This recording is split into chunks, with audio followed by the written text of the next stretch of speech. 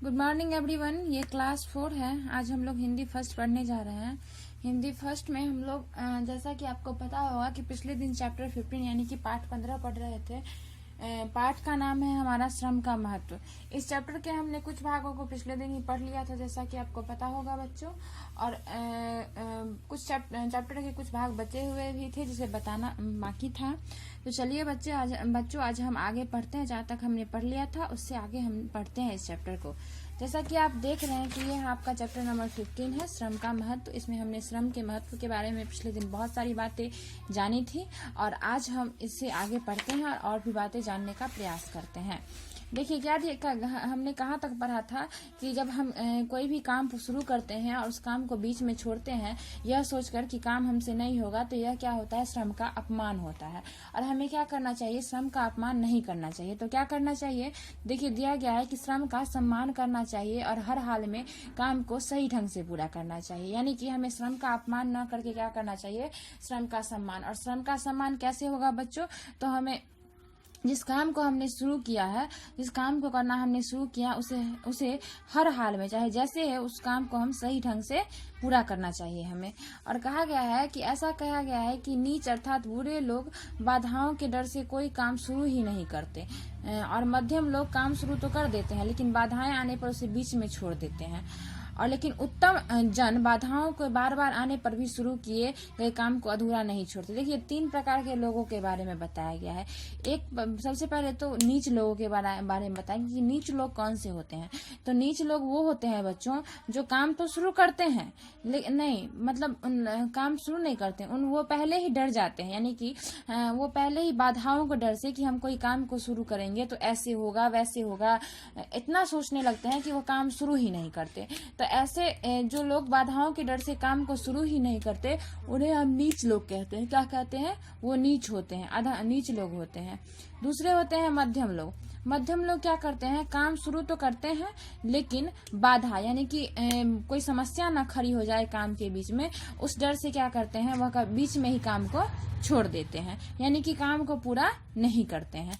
लेकिन जो उत्तम लोग होते हैं यानी कि जो उत्तम प्रकृति के व्यक्ति होते हैं वो काम को शुरू भी करते हैं और कितनी भी बाधाएं आ जाए वह काम को पूरा करके ही छोड़ते हैं।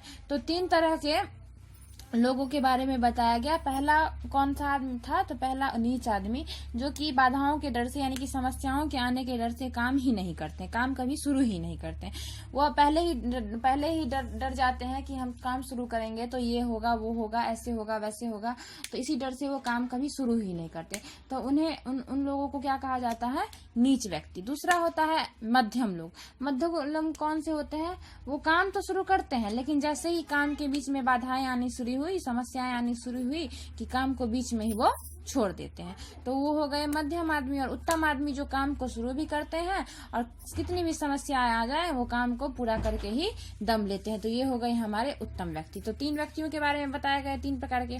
आगे क्या कहा गया कि काम करते समय जो कठिनाई आए उसे श्रम से दूर करें। अब काम करते समय जो कठिनाई आती है उसे हमें कैसे दूर करना चाहिए, तो उसे हमें मेहनत से दूर करना पड़ता है। जब हम कठोर मेहनत करेंगे तो कोई भी बड़ी से बड़ी कठिनाई हम आसानी से दूर कर सकते हैं।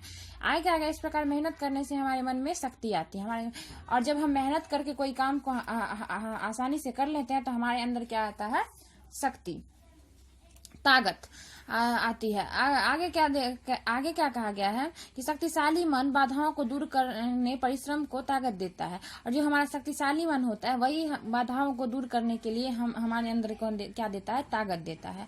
आगे क्या कहा गया कि काम से जी चुराना और आज का काम कल पर टाल देना भी बाधा बन जाता है, इससे बचें, सही समय पर अपना काम करें। देखिए एक बात और बताया गया है कि मान लीजिए कि आपने सोचा किसी काम को हमें करना है और उस काम को आप टालते रहते हैं कि छोड़ो आज नहीं कल कर लेंगे, कल नहीं परसों कर लेंगे। तो ये जो काम को टालने की जो आदत होती है यह भी क्या होती है, यह हमारे काम को पूरा होने में बाधा डालती रहती है, यानी कि बाधा बन जाती है। और इस चीज से हमें क्या करना चाहिए, बचना चाहिए। हमें सही काम को सही समय पर कर लेना चाहिए। हमें काम को कल के भरोसा या बाद के भरोसे नहीं टालना चाहिए। आगे क्या कहा गया कि श्रम के मार्ग में आलस्य सबसे बड़ी बाधा है। और आपने अनुभव किया होगा कि यह प्रातःकाल बच्चों को विद्यालय के लिए तैयार करने में माँ बाप को कितना परिश्रम करना पड़ता है। आलसी बच्चे बिस्तर छोड़ने के तैयार ही नहीं होते, और उठ भी गए तो स्नान करने और मंजन करने में बहुत समय लगाते हैं। रोनी सूरत लिए ही विद्यालय जाते हैं और उनसे सब काम जबरदस्ती करवानी पड़ती है। देखिए क्या कहा गया है कि ये जो हमारा श्रम है, इसके मार्ग में सबसे बड़ी बाधा कौन लाता है, तो आलस्य, जिसे कि हम आलस कहते हैं। आलस कब देखने को मिलता है, तो जब आप सुबह सुबह आपको स्कूल जाने के लिए उठाया जाता है तो आप उठते समय आपको इतनी आलस होती है कि आप उठना ही नहीं चाहते हैं। बड़ी माँ बाप बहुत परिश्रम करते हैं तब जाकर कहीं आप उठते हैं। उठने के बाद भी आपको आपके अंदर कहीं ना कहीं आलस जो होता है वो आपके अंदर रहता है, तो ना आपको अच्छे से जल्दी से तैयार होने देता है, ना जल्दी से स्नान करने देता है, ना जल्दी से मंजन करने देता है। आप बहुत देर में उस काम को करते हैं क्योंकि आपके अंदर आलस रहता है। तो उसके बाद कहीं जाकर आप लोग तैयार होते हैं विद्यालय जाने के लिए, और वो भी रोनी सूरत के साथ विद्यालय जाते हैं। तो आलस जो है, ये आलस्य जो है, ये आपके श्रम के मार्ग में, मेहनत के मार्ग में कितनी सारी बाधाएं लाके खड़ा कर देता है। तो इसलिए हमें क्या करना चाहिए, हमें आलस्य को भगाना चाहिए। आगे क्या कहा गया, क्या कभी आप सोचा है कि ऐसा क्यों होता है? मन में आलस्य का बोलबाला होता है। आलस्य श्रम के महत्व पर ताला लगा देता है। इससे आलस्य की जीत होती है और श्रम की हार। देखिए कहा गया है कि ऐसा क्यों होता है, कभी आपने सोचा है?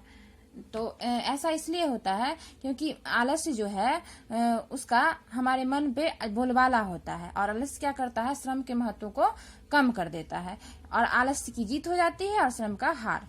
तो क्या कहा गया कि यही बालक जब आलस्य और श्रम के भेद को समझ लेता है तब परिश्रम करने में उसे बहुत मजा आने लगता है।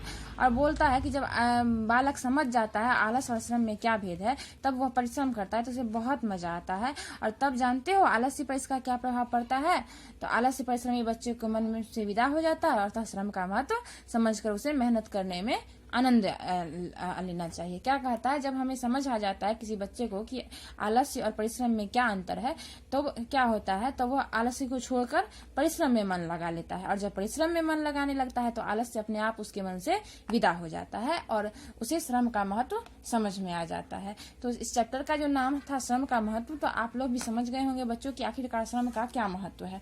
तो चलिए बच्चों, आज के लिए बस इतना ही। ये चैप्टर आपका खत्म होता है।